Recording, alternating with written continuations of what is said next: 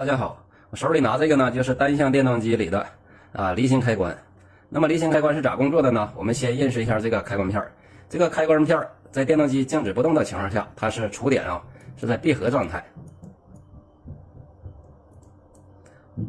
当电动机启动转起来的时候，转数达到一定的转数，这个触点呢会断开。它是咋断开的呢？看这个，这是电动机的一套离心开关。这个叫甩子。当电动机的转数达到额定转数80%的时候，这个甩子呢，啪甩开。这个时候离心开关片即断开。那么这个就是这两根线，这两根线正常接线是和那个启动电容是串联的。